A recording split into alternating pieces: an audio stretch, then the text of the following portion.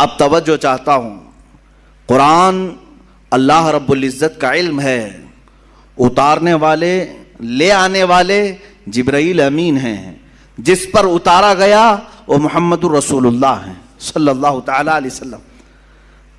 ان ذوات کی بات میں کر رہا ہوں، نہ کوئی اللہ رب العزت کے شان تک کوئی پہنچ سکے گا، نہ اس کے متعلق برا بھلا کہہ کر کے اس کی شان میں کوئی کمی کر سکے گا، نہ اللہ تبارک و تعالیٰ کو کوئی ضرر پہنچا سکے گا، نہ جبرائیل امین تک کوئی پہنچ سکے گا، نہ ہی محمد الرسول اللہ صلی اللہ علیہ وسلم تک۔ اور جب ان تین کے ذریعے سے اللہ رب العزت نے قرآن اتارا جبرائیل کے ذریعے سے میرے آقا صلی اللہ علیہ وسلم کے قلب اطہر پر، تو قرآن جو رسول پاک کے سینے پر اترا وہ اتنا محفوظ اتارا گیا ہے، اتنا محفوظ کہ صبح قیامت تک 1000 مشینیں، 1000 کمپیوٹر، 1000 انٹرنیٹ لے کر کے بھی اس میں رد و بدل نہیں کر سکیں گے، نہیں بدل سکیں گے۔ آپ سوال کر رہے ہوں گے کیا اس میں بڑی بات ہے؟ آج تو ایک خبیث مردود، ایک گندی نالی کا کیڑا جس کو سنگھیوں نے پال رکھا ہے، نام تو مسلمان رکھا وسیم نام، لیکن ہے در حقیقت وہ سنگھیوں کا ایک بنگی، اس نے یہ قرآن کو الگ چھاپنے کی کوشش بھی کی اور آیتیں حذف کر کے 26 آیتیں ایک نیا قرآن شائع کرنے کی بات کیا۔ پہنچا کیا تمہارے پاس قرآن؟ کسی کے پاس آیا ہے قرآن؟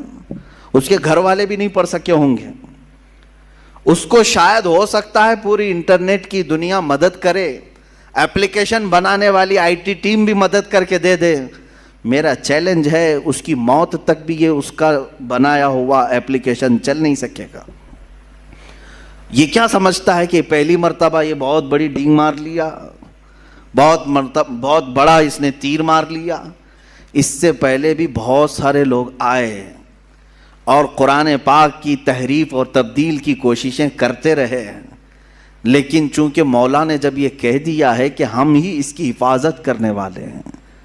اور ایک آیت میں تمہیں بتا دوں، اتنی پاورفل آیت ہے، 15ویں پارے کی آیت، رب تعالیٰ فرماتا ہے قُلْ لَئِنِ اجْتَمَعَتِ الْإِنسُ وَالْجِنُّ عَلَىٰ أَن يَأْتُوا بِمِثْلِ هَذَا الْقُرْآنِ لَا يَأْتُونَ بِمِثْلِهِ وَلَوْ كَانَ بَعْضُهُمْ لِبَعْضٍ ظَهِيرًا۔ اے رسول آپ فرما دیں، سارے جنات، سارے انسان مل جائیں اور ایک دوسرے کی مدد کریں اور سب مل کر کے چاہیں کہ میرے اس قرآن کی طرح بنا لیں تو ہرگز وہ بنا نہ سکیں گے۔ اتنا پاورفل چیلنج ہے، نہیں بنا سکیں گے۔ تم نکالنے کی کوشش تو کیے، دوسرا بنا کر کیوں نہیں لا سکے آج تک؟ خرابیاں ڈھونڈنے کی تو کوشش کیے، ایک اور قرآن کیوں نہیں بنا سکے آج تک؟ اس کے میسیجز کیا تم سمجھتے ہو عربوں کی طرح القاریہ مل قاریہ وما ادراک مل قاریہ؟ ایک سورے کو دیکھ کر کے کچھ عرب کے شاعروں نے بنا لیا تھا الفیل مل فیل وما ادراک مل فیل خرطومہ طویل۔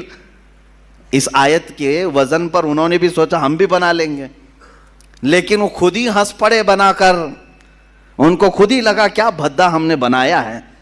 القاریہ مل قاریہ، اس کا معنی ہی کچھ اور ہے، دل دہلا دینے والی۔ وہ قیامت کے متعلق ہے، کیا دل دہلانے والی؟ تم کیا جانو کہ کیا ہوتی ہے دل دہلانے والی؟ وہ قیامت کے منظر کو اللہ بیان فرما رہا ہے سورہ قاریہ میں، اور اس کے بدلے میں کچھ عرب کے جاہل شعراء بہت پیسے لے کر بنا کر لائے تھے کہ ہم بھی اسی ٹائپ کا کچھ بناتے ہیں۔ وہ بنایا کیا؟ الفیل ملفیل وما ادراک ملفیل، ہاتھی، تم کیا جانو ہاتھی، خرطومہ طویل، اس کی سونڈ لمبی ہوتی ہے، اس کی پونچھ چھوٹی ہوتی ہے۔ اور اس کے بعد پھر ہنسنے لگے، یہ کون سی سورہ ہے، یہ کون سی سورہ بنی؟ وہ خود اپنی بنائی ہوئی چیز پر ہنس پڑے اور پھر پھاڑ کے پھینک دیا۔ میرے عزیزو، عرب والے جو عربی کے بڑے بڑے بلیغ اور فصیح تھے، ان کے درمیان میرے آقا صلی اللہ علیہ وسلم نے صرف 3 آیتیں لکھ کر کے چیلنج کیا تھا۔ خانہ کعبہ پر پہلے شاعروں کے شعر لٹکائے جاتے تھے، کیونکہ عرب میں اس وقت لٹریچر کا دورہ تھا، جو سب سے اچھا شعر لکھتا وہ خانہ کعبہ کے دروازے پر لٹکایا جاتا، اور جب کوئی دوسرا اس کا جواب لکھتا تو یہ پہلا والا نکال دیا جاتا، پھر نیا والا لگایا جاتا تھا، مقابلہ ہوتا تھا۔ یہ مقابلہ کئی سال تک چلا، کئی دنوں تک چلا، جب قرآن پاک کی 3 آیتیں میرے آقا صلی اللہ علیہ وسلم نے لے جا کر کے لگایا، انا اعطیناک الکوثر فصل لربک وانحر ان شانئک هو الابتر۔ 3 ہی چھوٹی آیتیں ہیں، چھوٹی آیتیں، اور قرآن پاک کی سب سے چھوٹی سورہ بھی ہے۔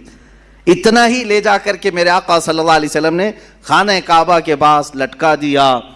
اب عربوں کو تکلیف ہوئی کہ اس کا جواب تو ہونا چاہیے، شاعروں کو بلاؤ، پیسے دے کر کے بلایا گیا، آؤ اس کا جواب دو۔